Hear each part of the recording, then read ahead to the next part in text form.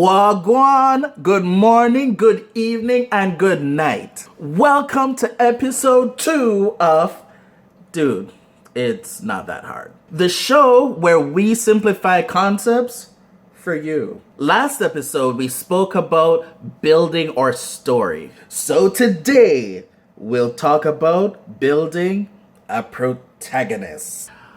Alright, what's a protagonist?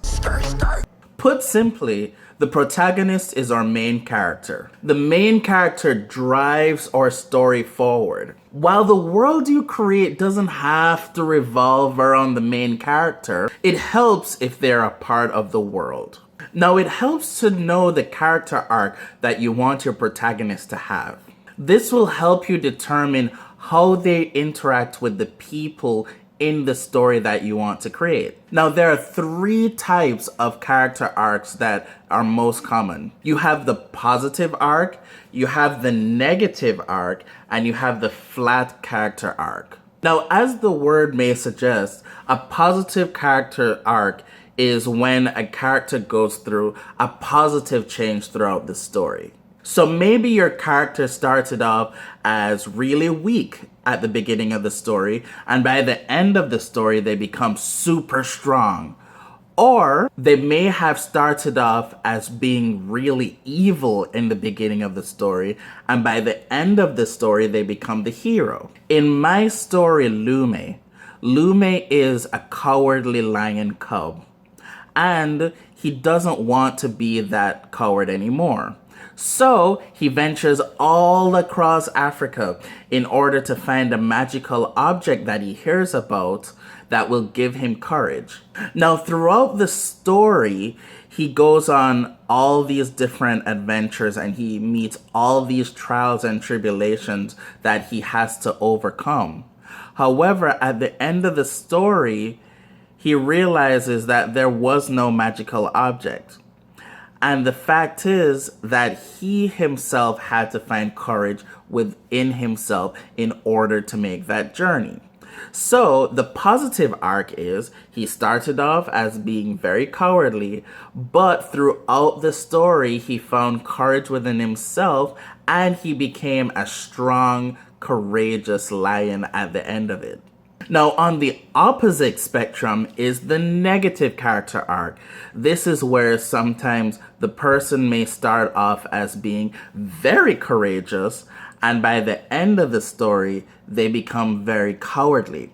Or they may have started off as the hero of the story, and by the end of the story, they become the villain. In my story, Journey of Cabo, the main villain, Kivuli, starts off as your everyday prince of one of the most successful countries in Africa. But through years of war and with the killing of his parents, he then decides to go on a tirade that takes him on a journey that throughout the story makes him more and more malicious and unfortunately more and more evil. Now, in the middle, you have what is called the flat character arc. This is where the character's personality or character arc may stay the same from the beginning to the end.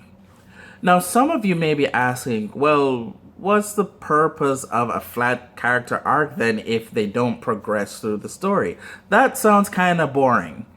Well, the cool thing about flat character arcs is that usually the flat character changes the people around them rather than they themselves change. We have many examples of this. Say, for example, in Dragon Ball Z, Goku stays the same from the beginning of Dragon Ball all the way up to Dragon Ball Z and Dragon Ball Super. He pretty much is the same goofy character, but if you notice, all the characters around him, they are the ones who change because of him. There are a lot of different nuances of character arcs that you can go through as well. There's nothing really set in stone. Now, after we figured out the kind of character arc that we want to right, the next thing is we want to actually create our protagonist. Now again, nothing is set in stone, but there are some things that you want to follow when writing a good protagonist. The first thing you want to do is figure out their profile. The character profile tells us most of what we want to know about the character. Like the basics. What is their name? How old are they? What gender or sex are they? Are they rich or poor? Are they flamboyant? Are they very serious all the time? What is their favorite food? All these things shape this person's personality. You also want to know their history.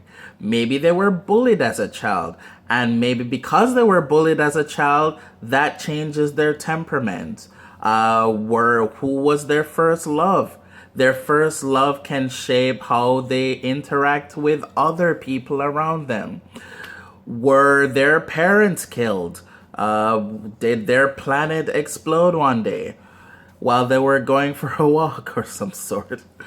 What was something that happened in the world that affected our protagonist? All these things may give them what we need also, to give them a motivation of some sort. So our character needs to be motivated to go towards a goal as well. And in that pursuit of that goal, it gives them something that they can lose. All of these things come together to make our character relatable, which is the most important thing you want in a protagonist, to make them relatable to you or to your reader. And when we stir up this soup of character profile, history, motivation, and character development, then our protagonist can have an interesting character arc. So for example, in my story, Journey of Cabo, Cabo is 21 years old. He lives in ancient Tanzania, which is East Africa. He is a cattle herder, and his temperament tends to be kind of brash, always trying to prove himself as being brave. Now, the history of why he always does this is because growing up, Cabo was always bullied. And it's explained in the story why, so I won't give it away. But all of these things come together to shape his personality. Now, what makes him relatable is that he is just your everyday hero or protagonist. He has his wants, he is married to Sayase, and because of that, he loves her dearly. And so when she when she's kidnapped by a demigod, which is Kavuli, then Cabo has something that he risks losing. And because he risks losing it, it gives him the motivation to go all across Africa in order to save his wife. Now, in the world of Journey of Cabo, there's magic and there's so many different tribes and so many different cities across Africa. However, the motivation of our character, who is Cabo, is still just his wife. Now, the reader will want to explore all these different places and all these different worlds, but when you have a character that you can relate to, then they will want to go on that journey with you. Now, there are things that you want to avoid when creating your protagonists. You want to avoid things like stereotypes. No one likes being portrayed in a way that they know down in their heart they themselves wouldn't be portrayed as. Just because a character is a woman doesn't mean that they have to be all girly and frilly. Just because a character is, say, gay doesn't mean that they have to be super flamboyant and loud. Just because, for example, a character is dark-skinned doesn't mean that they have to be necessarily the villain of your story. A lot of stereotypes may come from places of some truth, but the problem with stereotypes is that they aren't the whole truth. They make a tiny piece of a group's personality become their entire story, and you don't want that. Don't be afraid to give your protagonist a range of emotions. Just because he's your hero or she's your hero doesn't mean that they need to be stoic all the time and never smile or never crack jokes. And just because they're your hero doesn't mean that they're always fearless or always flawless. Flaws and fear make people feel more human. That is a part of who we are. The cool thing about stories is you can always subvert expectations. That is what makes them so interesting. Now, as always, you don't have to take my word for it. There's so many resources out there that can help you become a better writer. There's Creating Character Arcs by K.M. Whelan. There's Build Better Characters by Eileen Cook. There's The Art of Character by David Corbett. And of course, my two favorite YouTubers, Jenna Moreci and Hello Future Me. Now, after we've written our protagonist, we need our antagonist, right? Or evil character that shapes our protagonist and drives them forward. So in the next episode, we'll be learning how to write an antagonist. Dun dun dun! It's fun writing a protagonist, creating interesting worlds and lives for them. However, it can feel like our lives aren't nearly as interesting, or even worth sticking around for. It's okay to have these thoughts, but it's not okay to dwell on them, because they simply aren't true. If you take a step back, you may see there are a lot of people who would love to have your life and would love to be a part of your life. So stand up, breathe, rest, talk to a friend, and make sure to talk to a trained therapist, because they care about you and want to see you succeed. Remember, I believe in you, and I'll see you in the next episode.